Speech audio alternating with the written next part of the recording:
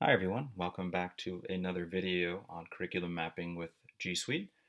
In this video I'm going to walk you through version 3 of the file cabinet view sidebar template, and what this hopefully resolves is the issue of overnight relisting of files, and particularly for those who have more than 850 Google Docs in their unit planner folder. So prior to this template, what was happening is the script would time out because it could not finish listing the files within the 6-minute restriction that Google has on execution time for their app scripts. So what this does is it essentially starts a clock at the beginning of the script, and it keeps monitoring that time. And once it's close to running out of time, it sort of saves data in the script properties and sets a time-based trigger so that 10 minutes later it will continue. And it also sets what's called a continuation token in the script properties. So basically it can figure out where it left off and then resume and continue the process as long as there's files in that folder. And then when the files are all listed, it will then essentially align the Autocrat sheet at the end of the process. So that's how you know that the process has completed, is when columns K, L, M, N, O, and P have kind of been filled out.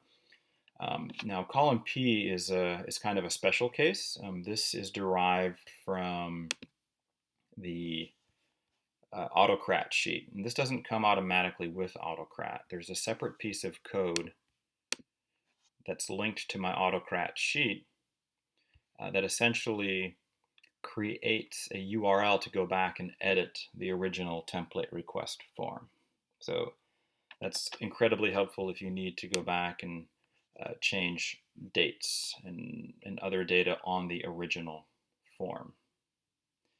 So I can talk more about that later, but I'm going to go through this process. So as in version 2 of this sidebar, I go through these 4 stages. So the first step is to connect the Autocrat sheet.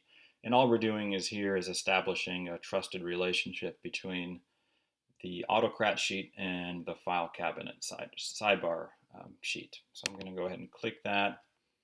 It wants the URL of my Autocrat sheet, and I'll just paste it in here.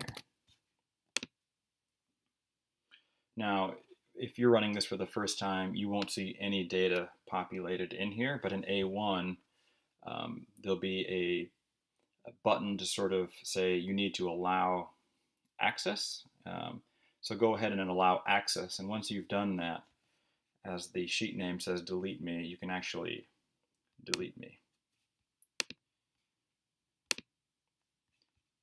So now that we've established that relationship between the Autocrat sheet and the sidebar sheet, we can then import the Autocrat data in the order that we want it. So this will again create a new sheet on the bottom called import, and it will also align the data in a way that's going to make this work for us. So the most important part of this is having the document ID be in column A. So you can adjust all of these other pieces based on column A in your code. So if these don't line up in yours, you can actually adjust the code to align the data to your headings. It's not terribly difficult to do that.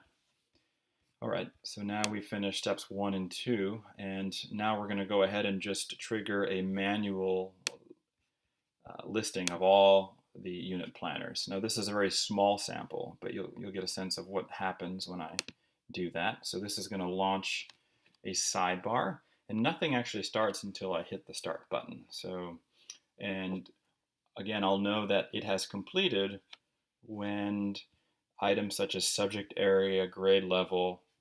So essentially, once this data is aligned in here, I'll know that the script has completed. So I'm going to hit start. And Here it first lists all the files, and then bingo, it has aligned the rest of the data. So we know that's done. So now if we go ahead and we look at the script editor, and we look at the triggers, there's nothing set up to actually kick off that process again overnight. So this is where version 3 is different than version 2. So I'm going to go ahead and actually select version or stage 4 here, which is auto relist files each night. And what this does is it points to a slightly different function in the code. So this is going to the batch process file. And again, here's this concept of storing data in the script properties. So I declared a couple of variables. This is the runtime, which is roughly equivalent to 4 minutes. So I'm basically saying do not allow the script to run for more than 4 minutes. So I'm giving myself plenty of cushion to complete a given batch. And then if we go down even further, we'll see that if the time limit is near, it's going to create a continuation token and store it in the script properties. So this will allow us to resume where we've left off. And then when everything is all said and done, we'll get this in the log that will say no more files remaining. And then the last step is to set a trigger that will launch the process again in the evening. So it sets a trigger for around between 11 p.m. and midnight to redo the whole thing again. So I'm going to go ahead and run that. Auto relist the files each night, and again this will clear the sheet, relist them.